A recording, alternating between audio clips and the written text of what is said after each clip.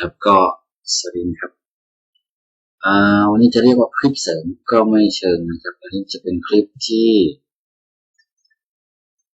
ผมเคยทำนั่นแหละแต่ว่ามันไม่สักเซสในคอร์สเรียนมันก็คือตอนนี้ผมแนะนำไอตัว Enscape ให้ทุกท่านในคอร์สแล้วก็ผมจะเปิดไฟ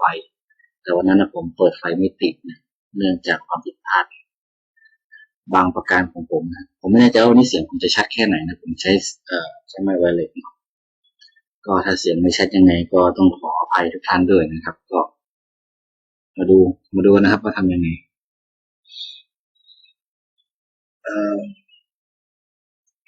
นี่คือภาพตัวอย่างนะครับภาพตัวอย่างก่อนที่เราจะเรนเดอร์ผมจะทำการกดซิงค์กล้องนะครับเวลาผมขยับอะไรในตัวเนี้ยมันจะได้ขยับตามแล้วก็ตอนนี้ผมได้ล็อกซีนมาแล้วล็อกซีนเพื่อที่ว่าเวลาผมแก้ไขอะไรเสร็จปุ๊บมันจะได้กลับมาซีนนี้ใหม่นะจะได้ไม่ต้องคอยจัดซีนก็ครั้งก่อนผมพลาดเรื่องการใส่แสงไปนะครับวันนี้จะมาใส่แสงไอ้ตัวนี้เข้าไปนะครับก็เดี๋ยวผมคลิกไปนะครับตอนนี้ผมพูดอยู่นะผมคลิกเข้าไปกด B นะครับ Bucket แล้วก็กด Alternate ดูดสีเข้ามานะครับดูดสีที่ตรงนี้มันขึ้นมาที่วันนั้นผมพลาดคือผมไม่ได้เลือก Material ว่าผมจะใส่ไฟให้ Material ตัวไหนนะครับมันก็เลยไม่รู้จะให้เปิดไฟให้ตัวไหนนะเสร็จแล้วก็มาที่ตัวนี้นะครับ Enscape Material เข้ามาเสร็จแล้วนะครับแล้วก็มาที่นี่เหมือนกันเหมือนเดิม Cell อะไรสักอย่างนะครับก็เลือกสีมันนะเลือกแสงมันแสงอยากให้แสงประมาณไหนผมจะเอาแสงสีประมาณนี้แล้วกันครับแล้วก็ความสว่างน่าจะประมาณนี้เราลองไปดูนะครับมันจะเริ่มสว่างแล้วนะครับมันจะเริ่มมีแสงออกมา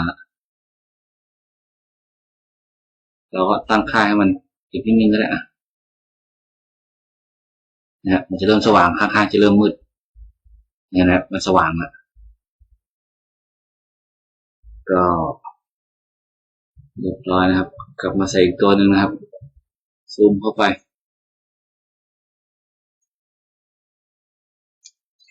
กด P Alternate นะครับกด P Bucket นะครับแล้วก็กด Alternate ค้างไว้เลือก Material ตัวที่เราจะใส่สีให้เขาครับใส่แสงใส่ตัวนี้ให้มันเรืองแสงแล้วก็มาที่ตัวนี้เซลล์ตัวนี้นะครับ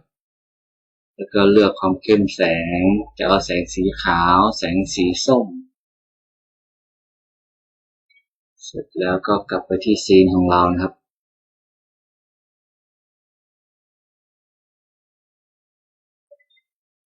โอเคลองดูสิเห็นไหมว่าจะเปิดไฟลองเรนเดอร์กัน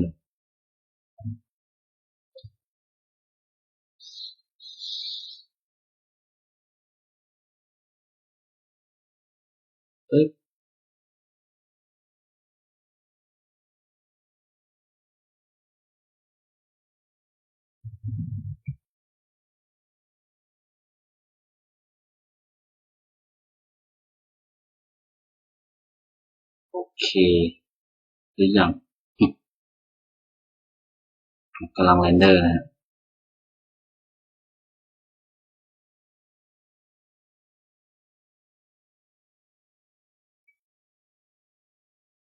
โอเคนะครับเราก็ลองไปดูที่ไฟล์ของเรานะครับมันก็จะออกมาประมาณนี้นะครับแต่ถ้าสมมติผมอยากให้มันจ้ามันสว่างกว่านี้เดี๋ยวผมจะลองเร่งตัวไฟตัวนี้ให้ดูนะมันก็จะได้ประมาณกด B นะครับตอนนี้ไอ้ตัวเนี้ยมันยังเป็น material ตัวเดิมอยู่เนาะแล้วกดเข้าไปตรงนี้เห็นไหมมันจะเป็น material ตัวเดิมที่เรายังติ๊กตัวให้มันเรืองแสงอยู่เร่งนิดนึงนิดแล้วตอนนี้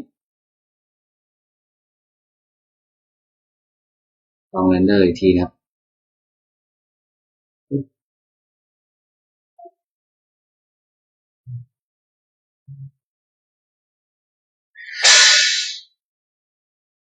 แสงน่าจะสว่างขึ้นนะครับลองดู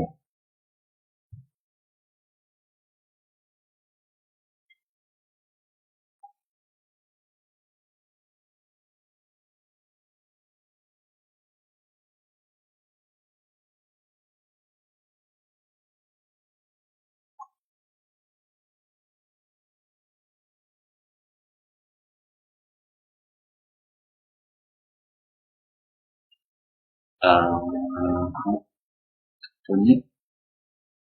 สว่างขึ้นไหมเอ่ย